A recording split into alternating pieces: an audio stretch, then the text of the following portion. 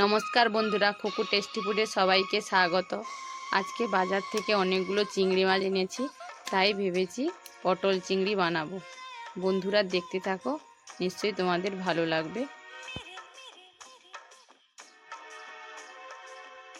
পটল চিংড়ির জন্য প্রথমে চিংড়ি মাছগুলোকে পরিষ্কার করে নেব। চিংড়ি মাছের পৃষ্ঠদেশে যে নোংরা নালিতে থাকে সেটিকেও বাদ দেব। দেখো বন্ধুরা, আমি এখানে নালিটাকে কিভাবে বাদ দিয়েছি।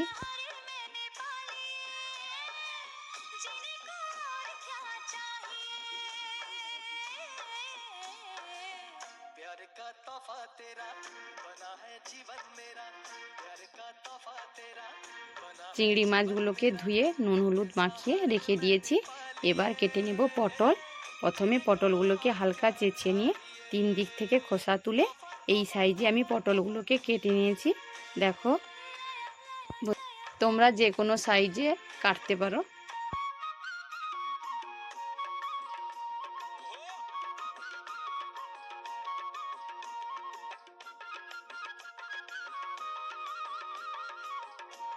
এরপর আলুগুলোকে কেটে নেব। আমি মাঝারি সাইজের আলু নিয়েছি, আলুগুলোকে 4 পিস করেছি।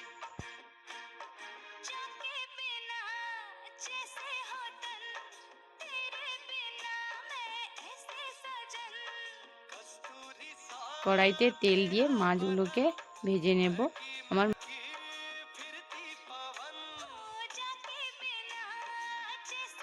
মাছগুলো ভাজা হয়ে গেছে। এবার খুন্তির সাহায্যে এগুলো তুলে নেব।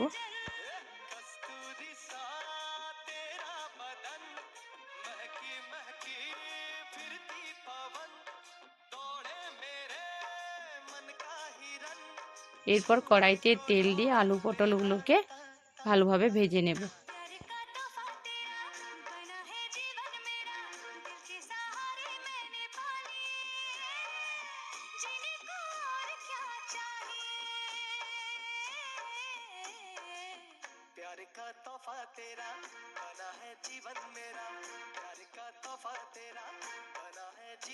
আমার আলু আর পটলগুলো ভাজা হয়ে গেছে, এবার তুলে নেব। ওই একই কড়াইতে তেল দিয়ে রান্নার জন্য প্রিপারেশন করে নেব। কড়াইতে তেল দিয়ে তেল গরম হলে ওর মধ্যে দিয়ে দেবো শুকনো গোটা লঙ্কা। লঙ্কাটা একটু লাল লাল করে ভাজা হলে এরপর দেবো চিনি। চিনিটা একটু লাল লাল হলে ওর মধ্যে দেবো রসুন বাটা, টমেটো কুচি, তেজপাতা,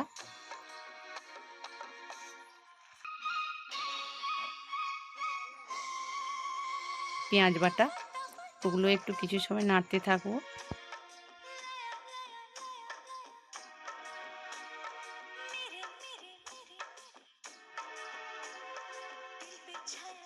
দেব লঙ্কা গুঁড়ো, হলুদ গুঁড়ো,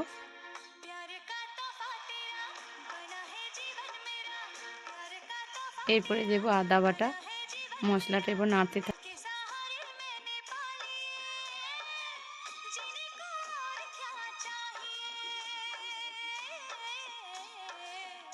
থাকবো। মশলাটা একটু তেল ছাড়লে দিয়ে দেব পটল আলু।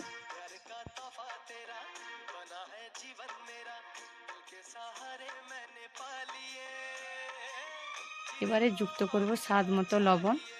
পটল আলুটা কিছু সময় কষতে থাকবো।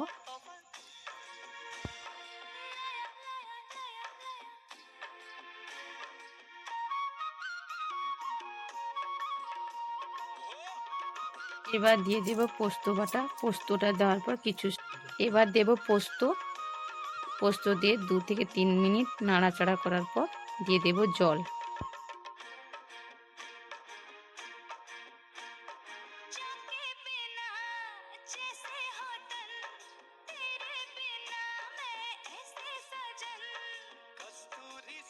জল দেওয়ার 2-3 মিনিট পরে যখন জলটা ফুটতে শুরু করবে, এর মধ্যে দিয়ে দেব ভেজে রাখা চিংড়ি মাছগুলো।